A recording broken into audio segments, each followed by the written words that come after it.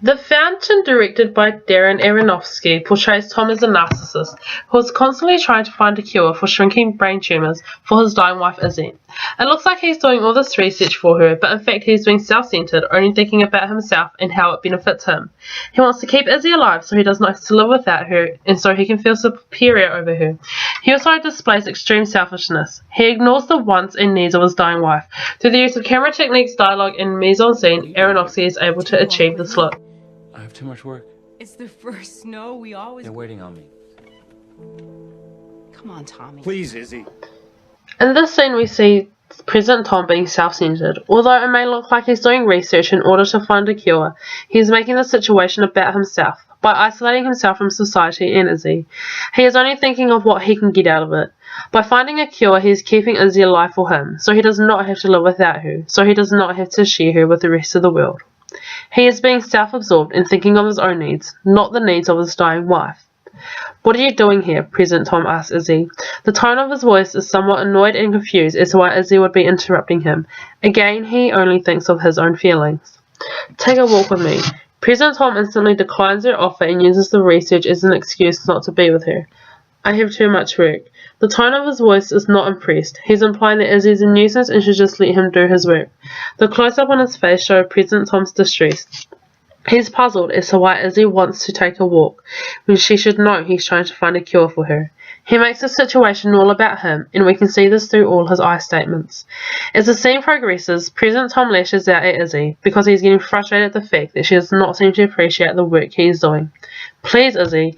President Tom's voice deepens and the tone is much heavier. He is only getting aggressive. In today's world, we often see this through the young people. Many adolescents now do not often think about others. They only think about what they can do for themselves, or how they can benefit from a situation. Young people are less caring than what they used to be. A recent study shows that college students, quote, are about 40% lower in empathy than their counterparts of 20 or 30 years ago.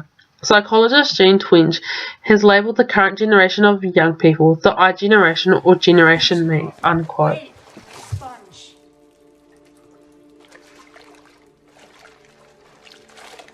I want you to heat it.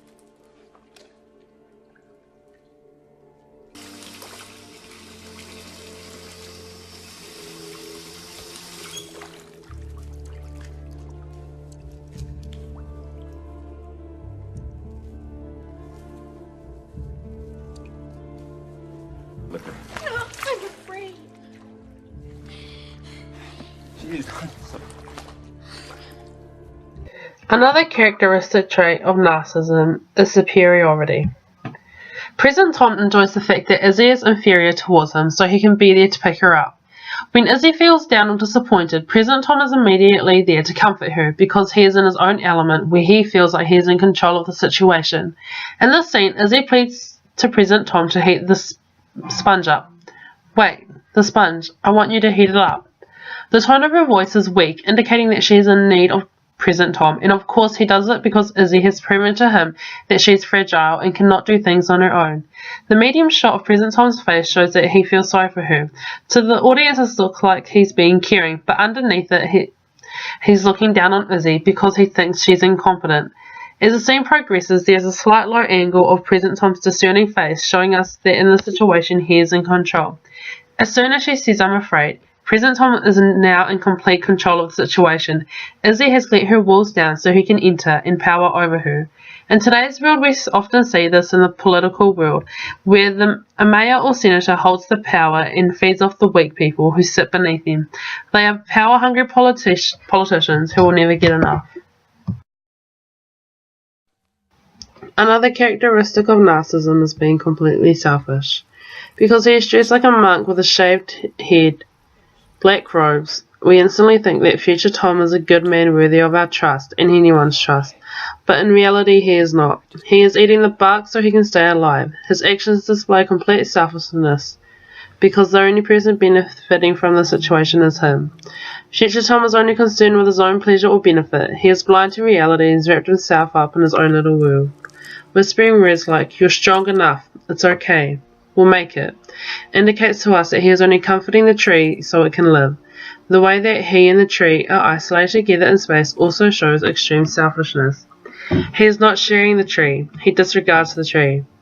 And when the tree dies, Future Tom immediately blames the tree, not himself. He doesn't acknowledge his rude behaviour. This is obvious behaviour of someone who is extremely selfish. He is in denial and blame, and cannot accept the fact that the tree died because of him. Selfishness in this day and age can relate to humanity. The more money people earn, the more selfish and self-consumed they become. We live in a world where our lives revolve around money, and when something goes wrong, we blame everyone else but ourselves. Humanity becomes greedy, just like Future Tom did when he kept eating the tree.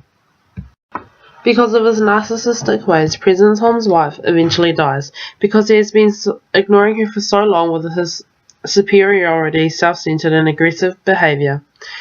He saw his only love die, and he could not do anything about it. This is the same for Future Tom. He becomes so selfish with the tree that it eventually dies.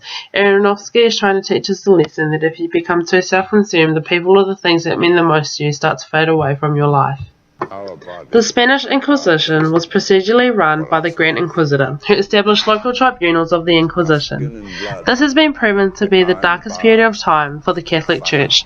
The Inquisition was established in 1233 by Pope Gregory VI to fight off any Protestant threat. The Catholic Church will go to extreme lengths to torture, dehumanize, and murder innocent thousands of people who were suspected of heresy. We see this when the Grand Inquisitor puts people to death. There is a medium-long shot of people who are accused heretics that are being hung upside down, half naked, and tied at the ankles by chains. As they are being condemned to death, the chain is getting loose and the accused fall to their death. This is like how Jesus was put to death. He was tried and they could find no wrong. The Grand Inquisitor is like Pontius Pilate, condemning innocent people to death. This shows the lengths that the Catholic Church would go to, and it shows the dark side of the Catholic Church. There is a zooming shot of the Grand Inquisitor whipping his own back. To him, this was the closest way to get to God, through pain, and by doing this, he thought he was doing God's will. As the scene progresses, he smears blood onto the map of Europe. This is shown by a bird's eye view zooming out. This displays the greediness and the true evilness of the Catholic Church. His blood is a symbol for the Inquisition. By smearing it on Spain, he indicates to us that he will conquer Spain. This illustrates that the Catholic Church and the Inquisition is like Izzy's tumour, growing out of control. The Roman Catholic Church tried to save their faith in their church, but they did it in a monstrous way. They were calculated acts of cruelism and terrorism. Instead of building the church up, they built a system that all people feared. In history, there have been many times where innocent people were being mistreated, like the Jews who were brutally murdered just because of their race and religion. Today we still see this with innocent people who are murdered or being hurt just because of their different skin colours or just because of their different religion. I will make sure her servants are waiting. In the film, Izzy says that first Father sacrificed himself and created the earth. This information is incorrect. The real Mayan myth, the Popol Vuh, states that the sea and the sky deities created the earth. Their spirit essence and miraculous power gave the earth energy. Now the earth had a heart, calling it Heart Earth.